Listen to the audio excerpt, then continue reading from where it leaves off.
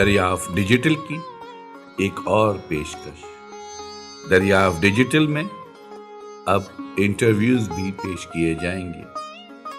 इस सिलसिले में पहला इंटरव्यू जनाब कमर जमील साहब का है, जो कि माहनामा अदबी दुनिया कराची में आरिफ शफीक के ज़ेर इदारत शाया हुआ था। उसमें कमर जमील साहब का इंटरव्यू शाया किया गया। आज उसे दरियाफ्त डिजिटल पर दोबारा पेश किया जा रहा है।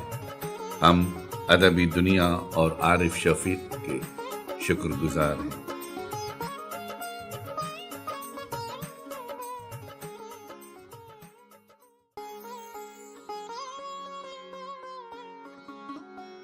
सवाल: सबसे पहला कलाम कब और किस जरीदे में शाया हुआ? कमर जमील: मेरी शायरी सबसे पहले प्याम तालीम दिल्ली में शाया हुई। ये नज़में वो थीं जो मैंने बच्चों के लिए लिखी थीं।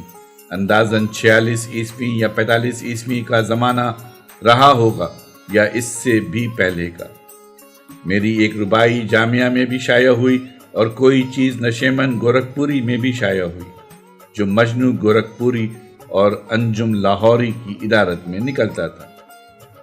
मैंने अपने बड़े भाई की हिदायत के मुताबिक मजनू साहब को लिखा कि हुजूर, मैं तो अभी 8वीं जमात का तालिबे इल्म हूँ। तो मजनू साहब ने मुझे नशेमन भेजना बंद कर दिया और लिखा कि मियाँ, आप अपनी सारी तवज्जो तालीम पर रखें। मेरा इब्तदाई कलाम सबरस, हैदराबाद, दक्कन और आजकल दिल्ली, आलमगीर, अदबे लतीफ़ और हिमायूं में शाया होता रहा है। मैं उस ज़माने में कमर अहमद फारूकी के नाम से लिखता था।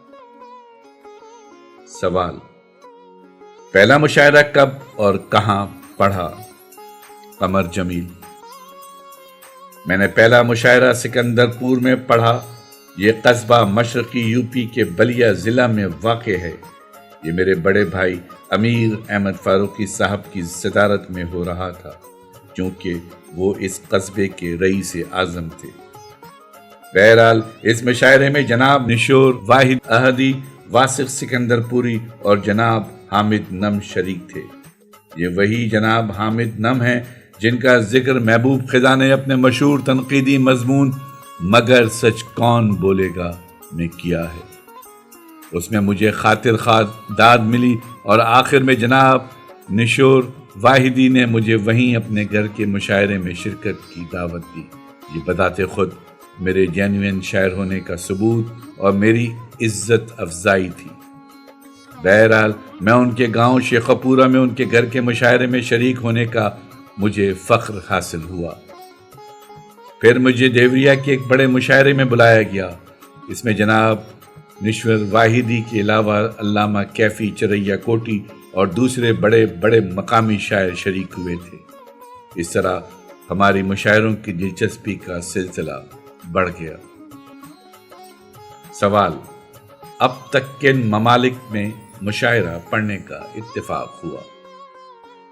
कमर जमील: मुशायरे पढ़ने का इत्तेफाक सिर्फ हिंदुस्तान और पाकिस्तान में हुआ। जिन शहरों के मुशायरों में मुझे शिरकत का एजाज़ हासिल हुआ उनमें इलाहाबाद, कराची, मुल्तान, लाहौर, हैदराबाद, दक्कन और सिकंदरपुर हैं। लाहौर भी दरअसल सिर्फ नशिस्तों में एक आध बार कलाम सुनाया होगा।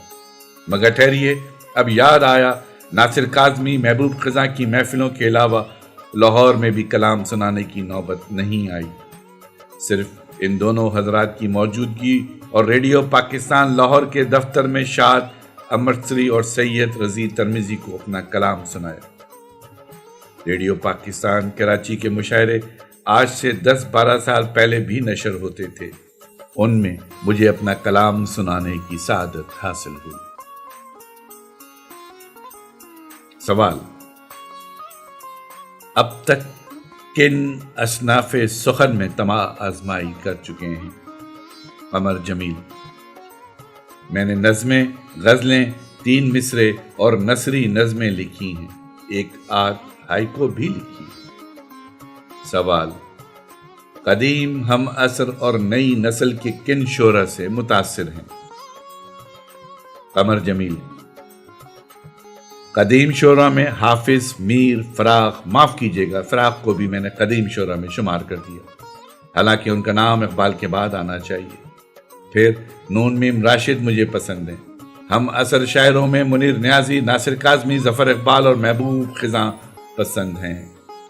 جدید شاعروں میں ساقی فاروقی اور نئی نسل کے شاعروں میں شاہدہ حسن، عذرا عباس، سارا شگفتہ وغیرہ۔ فہمیدہ ریاض تمام ترقی پسند اور جدید شاعروں میں سب سے نمایاں مقام رکھتی ہیں۔ سوال: آپ کی نظر میں اچھی اور معیاری شاعری کی کیا تعریف ہے؟ قمر جمیل: آج تک کسی چیز کی تعریف نہیں کی جا سکتی ہے، صرف چند اشارے کیے جا سکتے ہیں جس سے اچھی شاعری کی نوعیت سمجھ میں آ سکتی ہے۔ نمبر 1، شاعری سچائی کا انکشاف کرتی ہے۔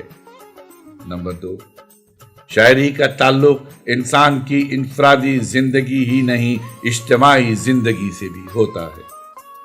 نمبر 3، شاعری کے لیے تینوں چیزیں ضروری ہیں: ابلاغ، اظہار اور تاثیر۔ نمبر 4، شاعر آفاقی حقائق کا اظہار بھی کرتا ہے اور منفرد حقائق کا بھی۔ شاعری میں ایک ایسی آفاقیت ہوتی ہے جس کی بنیاد کسی ایک فرد کے تجربے پر نہیں ہوتی، بلکہ اس کا اطلاق پورے نوع انسانی کے تجربے پر کیا جا سکتا ہے۔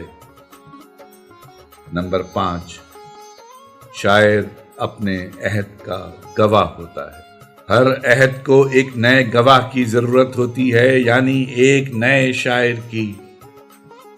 نمبر 6، یہ حیات کے تجربے ایسے شیشے ہیں جن میں ہمارا عہد جھلکتا ہے۔ نمبر 7، شاعری نیند میں بھی ہوتی ہے اور بیداری میں بھی۔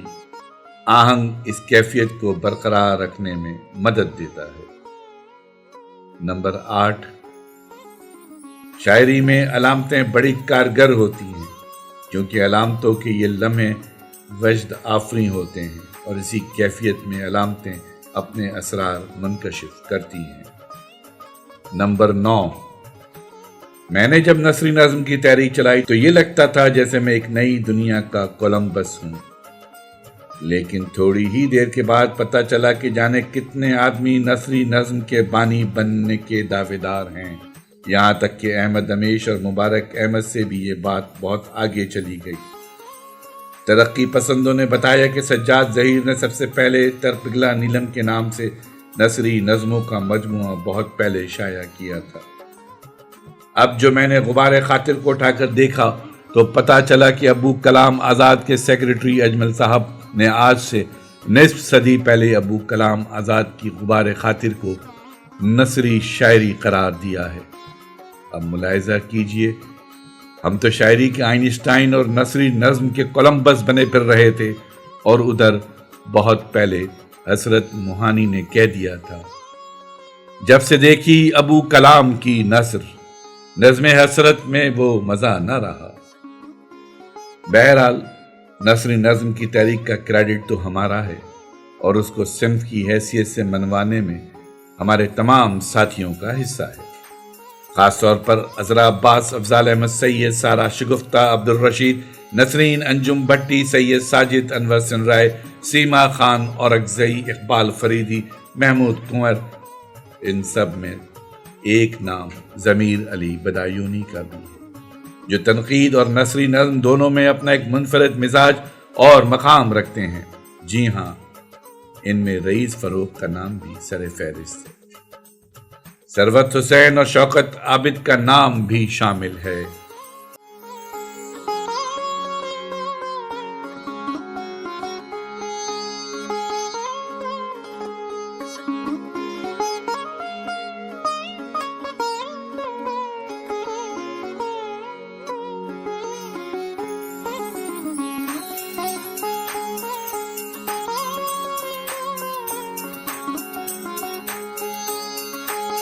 ان قریب اقبال فریدی کا ایک انٹرویو دریافت ڈیجیٹل میں پیش کیا جائے گا۔